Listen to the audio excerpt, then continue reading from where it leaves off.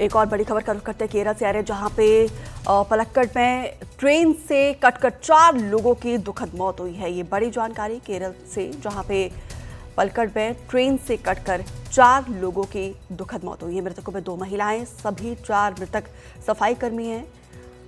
और ये दुखद खबर केरल से निकलकर सामने आई है। उमा सुधीर ज्यादा जानकारी के साथ जुड़ रहे हैं। उमा, कब की ये पूरी घटना है?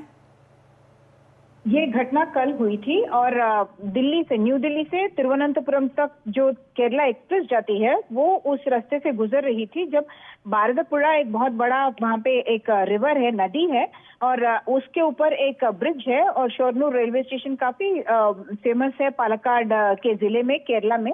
और वहाँ पे ये जो 4 कॉन्ट्रैक्ट वर्कर्स हैं एक्चुअली, वो वहाँ पे काम कर रहे थे जब ट्रेन आने लगी थी, और 3 लोग वहीं पे रह गए और उनसे टकरा गई ट्रेन और वहीं पे उनकी मौत हो गई। 2 महिलाएं भी थी और एक और जो पर्सन था वो उन्होंने छलांग मार दी नदी के अंदर और उनकी भी मौत हो गई।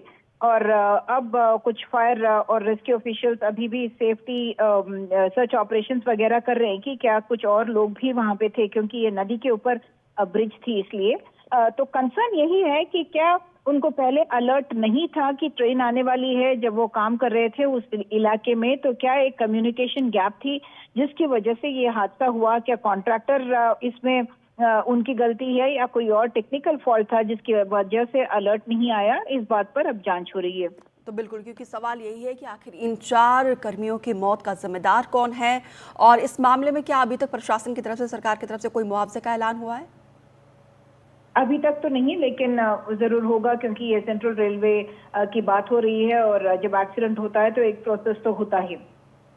तो बिल्कुल, और इस उमा, सवाल यही है, मूल सवाल तो यही कि आखिर इन 4 सफाई कर्मियों की मौत का जिम्मेदार कौन है?